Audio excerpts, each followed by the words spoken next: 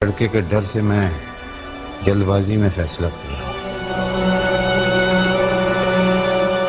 ये बात बेटे मेरे दिल में उस वक्त से पल रही थी जब तुम्हारे माँ बाप मरहूम चले गए और तुम्हारी परवरिश का जिम्मा मेरे पे पड़ गया। अलबत्ता वक्त ने मुझे मोहलत नहीं दी कि मैं ज्यादा ऐसन तरीके से ये फर्ज सर अंजाम दे सकूं। नहीं तो मैं अपने घर से किसी दूसरे बुजुर्ग को तुम्हारे वकील करता और उसके जरिए जो तुम चाहते उसके मुताबिक होता। बहरहाल अब भी तुम्हारा फैसला तुम्हारे हाथों में है। मैं नहीं चाहता कि तुम किसी एहसान या सादतमंदी की वजह से हाँ करो। तुम्हारा फैसला तुम्हारे ही हाथ में। आप कैसी बातें कर रहे हैं ताईजान? मैं अच्छी तरह जानता हूं कि आपने माँ बाप से बढ़ के मेरी परवरिश की, हमेशा मेरे हर फैसले की आजादी का हक दिया, मेरे वालिदैन से बढ़ के मेरा ख्याल रखा। तो फिर बताओ, तुम्हें ईमान बतौर शरीके हयात कबूल है? ताईजान, इससे बढ़ के मेरे लिए कोई एजाज की बात नहीं होगी कि आप मुझे अपनी फर्जंदगी में कबूल कर रहे हैं। ठीक है बेटे, तुमने मेरे दिल का बहुत बड़ा बोझ हल्का किया है। अगले महीने की पहली जुमेरात को तुम्हारा और ईमान का बाकायदा निकाह होगा और इसके बाद हम ये भी फैसला कर लेंगे कि निकाह के बाद रुखसत होकर ईमान तुम्हारे साथ कहाँ जाएगी। फिलहाल तुम दोनों को पुराने हुजरे में मुंतकिल होना पड़ेगा। अल्लाह ने चाहा बहुत जल्द मुस्तकिल बंदोबस्त भी हो जाए। वाह मौलवी साहब वाह, बहुत खूब। तो आपने फैसला कर ही लिया, मुबारक हो। अब्दुल्ला तुम जाओ, मैंने शाकिर से बात करनी है।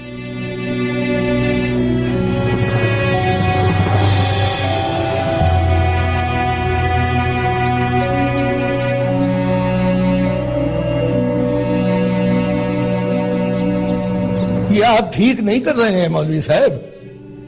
क्या चाहते हो शाकिर कि मैं हाथ पे हाथ धरे अपनी बेटी की जिंदगी बर्बाद होते देखूं? तुम खुद एक बेटी के बाप हो और तुम्हें पता है कि बेटियों का दामन कितना कोरा है। और फिर इस माशरे के अंदर एक मौलवी की बेटी, उसके दामन को तो एक गर्द आलूद हवा भी आलूदा कर सकती है। तुम चाहते हो कि ईमान सारी जिंदगी ऐसा ही निशान अपने माथे पे सजाए, पल पल मरती रहे? मौलवी साहब नहीं, आप ठीक कह रहे हैं, आप ठीक कह रहे हैं मौलवी साहब। मैं भी एक बेटी का बाप हूं और इसी नाते आपसे सिर्फ एक बात कहना चाहता हूं कि अगर आप एक बार हमाद बाबा की तरबियत और खानदान को हमाद बाबा की जात से अलग करके देखते तो आज आपका फैसला वो ना होता जो आपने किया है। फैसला हो चुका है शाकिर, और मुझे उम्मीद है कि तुम इसकी राह में दीवार नहीं बल्कि रास्ता देने वाला दरवाजा बन गए।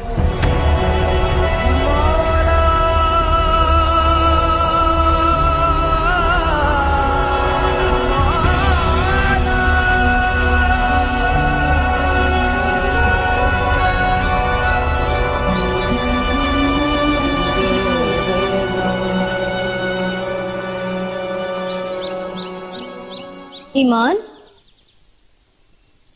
ईमान, क्या बात है? तुम दोनों के चेहरे क्यों उतरे हुए हैं? तुम दोनों तो शादी पे गई थी ना? ना पूछे। क्यों, क्या हो गया तुम दोनों को? तुम दोनों को देखकर तो मुझे परेशानी हो रही है। खबर ये है कि आपके हम्माद भाई ने अब्बा जान की मस्जिद में बाजमात नमाज शुरू कर दी है। क्या? हम्माद भाई और नमाज ईमान के लिए? क्या पता, ईमान के लिए, अल्लाह के लिए, या फिर क्या? अब्बा जी के लिए। इतनी तब्दीली हमाद भाई में, वाह रेश। लेकिन वो होते कहाँ हैं? कहाँ से आते हैं, कहाँ चले जाते हैं? इस बात का भी पता चल गया है, और सच तो यह है कि उसी दिन उनके जज्बे की शिद्दत का एहसास हुआ, सिर्फ मुझे ही नहीं, ईमान आपी को भी और अब्दुल्ला भाई को भी। लेकिन कहाँ है वो? बताते क्यों नहीं हो तुम दोनों? ईमान कहाँ है वो? निगहत आपी, आपके हम्माद भाई रेलवे स्टेशन पर मजदूरी कर रहे हैं, कुली बन गए हैं, वो लोगों के सामान उठाते हैं। क्या कह रही हो तुम? हम्माद भाई रेलवे स्टेशन पे कुली बन गए? सुन रही हो तुम ईमान?